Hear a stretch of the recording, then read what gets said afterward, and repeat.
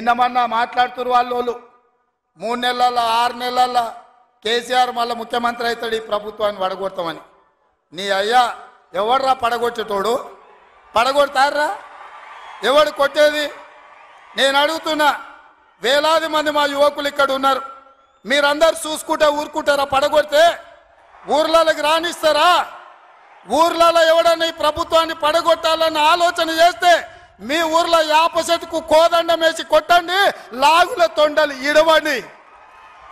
ఇది ప్రజలు ఎన్నుకున్న ప్రభుత్వం, ప్రజలు ఆశీర్వదించిన ప్రభుత్వం, ప్రజల కోసం పనిచేస్తున్న ప్రభుత్వం. ఇది ప్రజా ప్రభుత్వం. ఆడ అనుకుంటుండు 1,00,000 కోట్లు పెట్టి కట్టిన కాళేశ్వరం కూలినట్టు ఈ ప్రభుత్వం కూలుతుందని. నీ అయ్యా నువ్వు దోపిడీకి పాల్పడ్డావు కాబట్టి ఆ కాళేశ్వరం గాలి వస్తే కొట్టుకుపోయింది.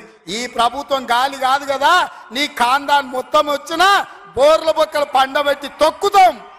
ఎవడని ప్రభుత్వం పడుతుందనో 6 నెలలకో 3 నెలలకో కేసీఆర్ ముఖ్యమంత్రి అవుతాడని చెప్పిండంటే మూతి పండ్లు రాలుతాయని నేను చెప్పదలుచుకున్నా. ఇంకా మన చూసిన నిత్యానంద స్వామి అని ఒక ఆయన ఉన్నాడు, తెలుసు కదా మీకు అందరికీ. ఆయన ఇక్కడక్కడైతే లాభం లేదని పోయి ఎన్నో దీవి కొనుక్కొని దానికి రాజు అని ప్రకటించుకున్నాడు. ఇక కేసీఆర్ సంపాదించిన అక్రమ సంపాదన ఉంటే పోయి ఏమన్నా అడవిలో పోయి ఎక్కడన్నా పోయి దీవులలో పోయి దీవి కొనుక్కొని దానికి రాజు అని ప్రకటించుకోవాల్సిందే, లేకపోతే ఆయన ఫామ్ హౌస్కి ఆయన ముఖ్యమంత్రి కావాల్సిందే తప్ప ఈ తెలంగాణ రాష్ట్రానికి మళ్ళీ జన్మలో ముఖ్యమంత్రి కాదు కదా, మంత్రి పదవి కూడా కేసీఆర్కు రాదని నేను చెప్పదలుచుకున్నా. నువ్వు చేసిన పాపాలకు నువ్వు పాపాల భైరవుడివి. ఈ నిరుద్యోగ యువకులను, ఉద్యమకారులను, అమరవీరుల కుటుంబాలను, రైతులను, దళితులను, గిరిజనులను, మైనారిటీలను, మహిళలను నిలువు దోపిడీ చేసి నిలువున ముంచిన నువ్వు, నీకు సిగ్గన్న ఉందా మళ్ళీ పదవి కావాలని అడగడానికి? నీకు కొంచెమైనా రోషం ఉన్నదాన్ని నేను అడుగుతున్నా. ఆయన మాట్లాడుతున్నాడు 6 నుంచి 8 పార్లమెంట్లు వస్తాయి. ఏంటికొస్తే మళ్ళీ 6 or 8 ఇస్తే మోడీకి అమ్ముకుందామనా?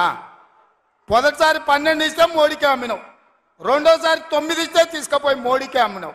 మారు బేరగాలు కాక ఈడ ఎంపీలు కొనాలి, ఈడ ఎంపీలు గెలవాలి, ఢిల్లీకి వెళ్ళి మోడీకి అమ్ముకోవాలి. దీనికోసమేనా నీకు వేసేది? నేను ఇవాళ సూటిగా కేసీఆర్ని అడుగుతున్నా.